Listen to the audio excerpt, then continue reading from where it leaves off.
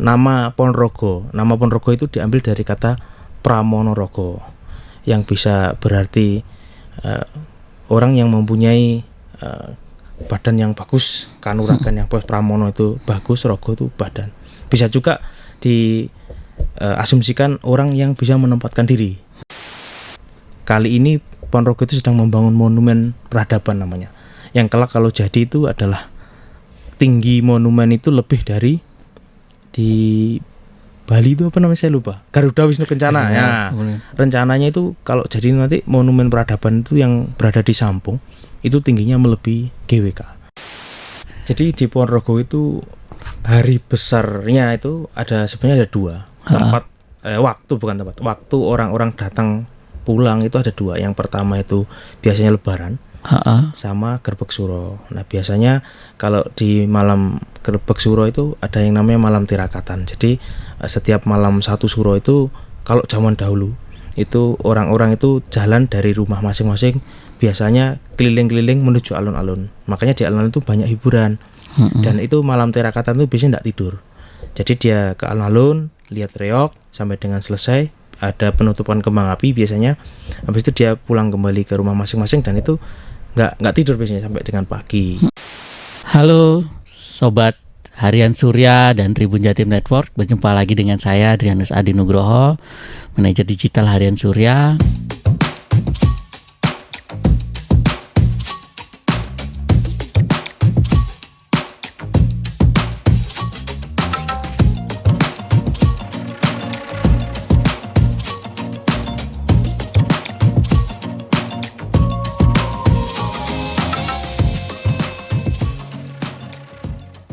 Nah, kita hari ini berjumpa dan kita akan ngobrolin soal Ponorogo.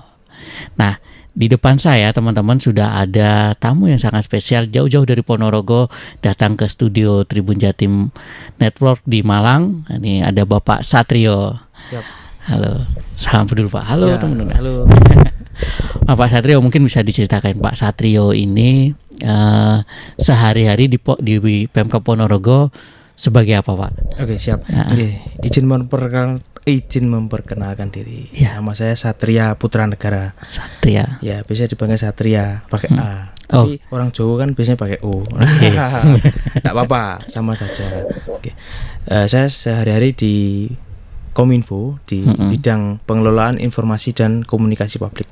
Biasanya berhubungan dengan media, dengan wartawan, dengan berita-berita dan konten-konten yang ada di Ponorogo, terutama di Ponorogo Go ID dan akun-akun Ponorogo Cup, akun Pemkab pemerintah. Pak, ada apa nih Pak sekarang ini? Ponorogo ada kegiatan apa nih Pak? Ya, jadi Ponorogo nanti bulan Juni akhir sampai dengan Juli itu ada yang namanya Gerbek Suro. Nah, di Gerbek Suro itu ada salah satu event nasional yang namanya Gerbek Suro. Jadi di Gerbek Suro itu nanti juga ada pagelaran reog, ada lomba-lomba, ada event-event banyak di situ nanti. Nah, biasanya di acara Gerbek Suro ini agenda kegiatan itu full. Biasanya dari awal kegiatan itu di sebelum suronya, katakanlah tanggal 1 Suro, kalau enggak salah kan tanggal 7 Juli nggih.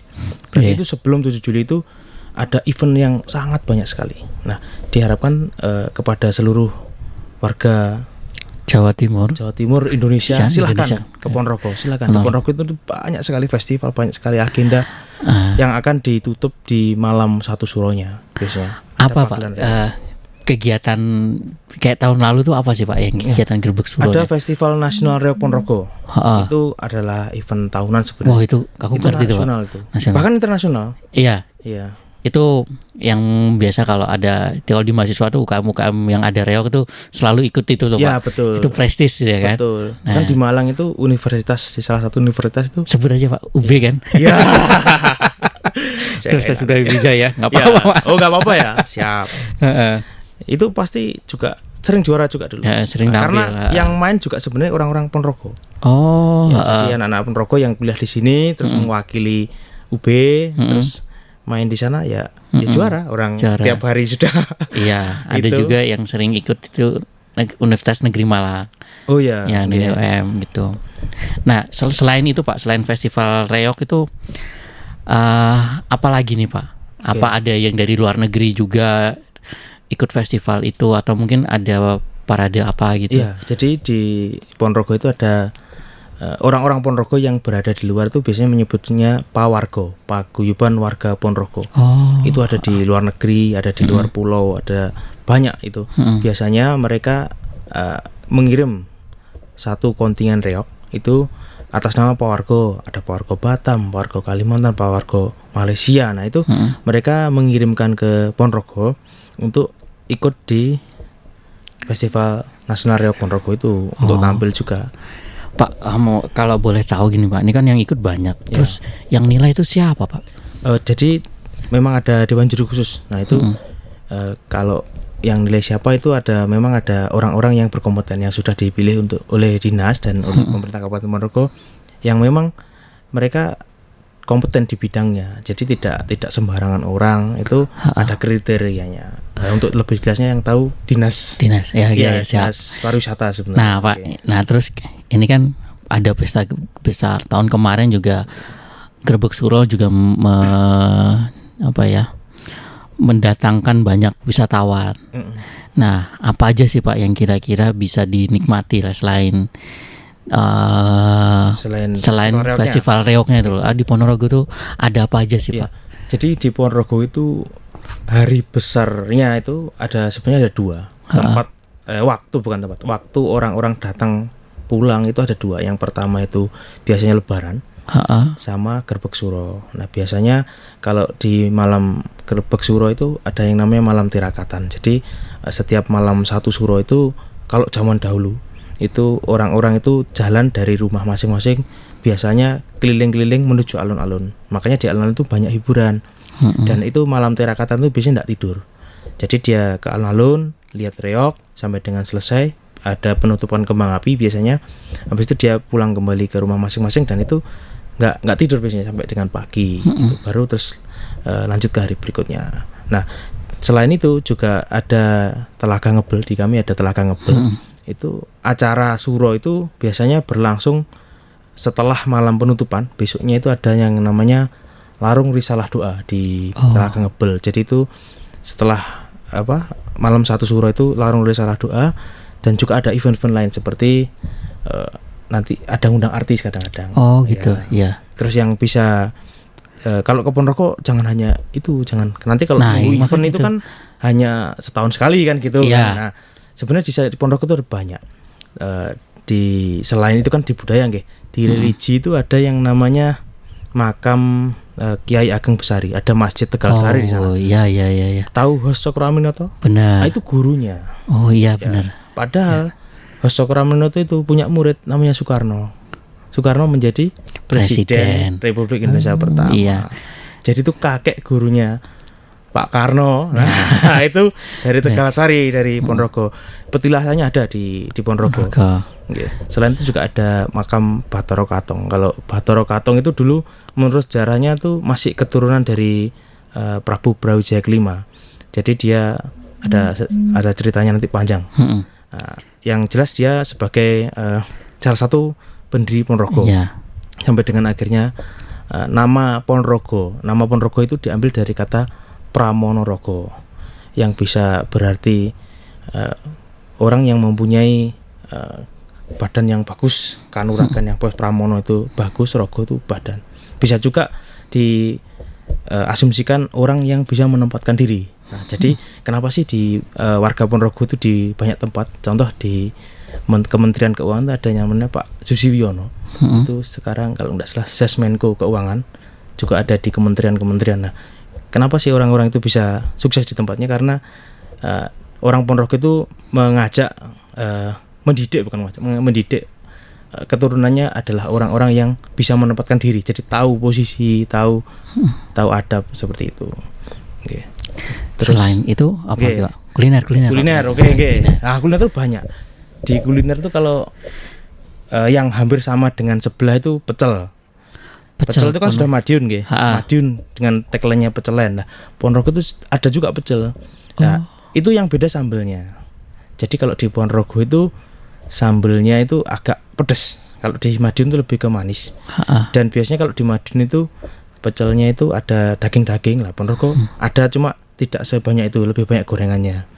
Yang khas Ponorogo itu sebenarnya kalau banyak yang tahu tuh sate. Sate itu sampai ada 3 jenis di Ponorogo. Iya. Sate ayam Ponorogo itu ada 3 jenis. Yang pertama itu yang terkenal itu di Gang Sate.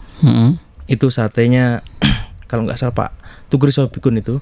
Yang paling terkenal satenya gede-gede. Ya, yang kedua ada sate Purbosuman. Itu biasanya lebih kecil. Sate Purbosuman kalau di Ponorogo yang di Jalan kalau ngepos itu Gajah Mada sama Hos. Itu ada kayak segitiga gitu. Nah, itu sate Purbosuman, biasanya agak kecil. Sama satu lagi ada sate Setono. Sate Setono itu kalau dilihat dari ukuran dia di tengah-tengah. Jadi sate Gang Sate itu tadi yang besar, sate Setono itu sate Purbosuman. Nah, biasanya kalau yang sate Setono itu kadang-kadang ada bubuk. Jadi sambelnya itu kadang-kadang masih ada dikasih bubuk sambel lagi. Ada bubuk sambel, kadang-kadang ada kedelai, kadang-kadang ada. Jadi itu beda, rasanya beda semua itu. Ini jauh nggak Pak dari alun-alun yang biasanya jadi pusat kegiatannya? Enggak. Ya, tapi kadang-kadang orang nggak tahu. Ini sate mana sih? Taunya sate Ponorogo. Nah, tapi nggak tahu dia sate Purbosuman kah, sate Setono kah? Sate gitu. itu belum. Cuma orang yang sering makan sate Ponorogo yang ngerti ya. Oke. Terus juga di Ponorogo itu ada yang khas itu sate gulai kambing. Kalau di Nganjuk itu ada sego becek. Nah, itu hampir sama. Bedanya kalau itu dipisah dan rasanya beda. Pokoknya harus dicoba. Benar. Jadi satenya itu dipisah, dibakar sendiri, gulainya sendiri gitu. Tapi nanti dicoba ya. Harus dicoba. Terus apa lagi Pak? Terus di sana juga ada soto. Soto itu di sana ada beberapa. Bahkan sebenarnya kan ada tadi Gang Sate nih. Iya. Itu Gang Sate sebenarnya berada di Gang Soto juga. Deketan ya. Tapi mungkin itu belum ada yang menyebut itu Gang Soto karena yang terkenal Gang Satenya. Jadi di sepanjang jalur itu, sepanjang jalan itu sebenarnya ada banyak penjual soto. Baru masuk lagi gitu di Gang Satenya. Nah, terus kalau jangan lupa kalau ke Ponorogo beli oleh-oleh. Oleh-oleh Ponorogo banyak loh Mas. Tidak hanya makanan. Jadi oleh-oleh pernak-pernik seperti miniatur reog, seperti mungkin pejot, topeng. Itu banyak di Ponorogo. Termasuk kaos-kaos tuh ini sudah mulai industri kecil Ponorogo itu, anak-anak muda itu sedang menjual kaos-kaos yang ini Ponorogo. Ya, yang karakter gitu. Ponorogo. Jadi ada dibuat kartun, dibuat yang bagus-bagus itu dijual. Nah, yang biasa kaos itu paling laris itu Gerbek Suro. Di Gerbek Suro itu biasanya ada logo yang kemungkinan berbeda di setiap suro, tapi kebetulan nih beberapa suro ini logonya sama. Oke. Nah, itu hasil dari penjualan kaos itu lumayan untuk masyarakat juga. Nah Pak, dari makanan itu ada yang bisa dibawa pulang nggak Pak? Banyak. Jadi maksudnya dibawa pulang itu dibawa oleh-oleh gitulah. Ya, sate itu sebenarnya bisa, tapi masa gampang basi ya saat itu. Masa apa namanya itu? Masa ya itu cuma sebentar. Bisa. Ya, tapi yang agak lama itu jenang dodol itu kalau kemasan yang bata, yang kotak besar itu cuma sehari 2 hari. Tapi kalau sudah di kecil-kecil gini gitu, diadai plastik itu bisa lama, itu bisa sampai beberapa minggu. Selain itu juga ada keripik. Nah, di Ponorogo itu sekarang sudah ada di tempatnya di belakang, di alun-alun di belakang panggung utama itu ada yang namanya Gedung Gadung Melati namanya. Iya. Itu tempat menjual oleh-oleh khusus khas Ponorogo. Ya, banyak di situ ada, tidak hanya oleh-oleh makanan, di situ ada kain juga, ada batik khas Ponorogo. Wah, keren ya. Banyak. Itu bisa Mas nanti kalau main ke sana. Nah, ini kan dalam rangka Gerbek Suro ya. Ada tiketnya nggak sih Pak untuk nonton itu atau untuk ngikutin itu? Ada. Jadi kalau Gerbek Suro itu tahun ini juga, tahun yang lain juga. Jadi tahun ini banyak yang kejutan-kejutan yang istimewa. Kalau dari dulu sebelumnya itu anggaran Gerbek Suro itu berasal dari APBD. Tahun ini lain. Tahun ini APBD itu hanya sekitar maksimal 5% dari anggaran total. Nah, ini saat ini adalah ada semacam EO yang itu kita kerjasama dengan dia untuk mengelola Gerbek Suro itu, karena takutnya gini, kalau kemarin-kemarin itu takutnya katakanlah kita APBD sekian, nanti setelah Gerbek Suro balik modal enggak gitu. Nah, kalau dengan adanya kita kerjasama dengan EO ini, harapan kita lebih untung dalam arti PAD tambah tapi pengeluaran lebih sedikit. Nah, itu. Karena juga kita butuh pembangunan juga di Ponorogo. Benar, Pak. Nah, kemudian mungkin pertanyaan terakhir nih, Pak. Oke, siap. Apa sih, Pak, alasan orang harus ke Ponorogo? Oke. Yang pertama terkait reoknya dulu.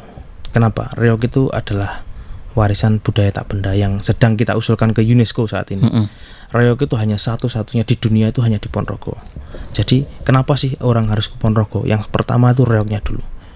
Orang Wanjan sudah pernah lihat langsung? Udah pernah lihat.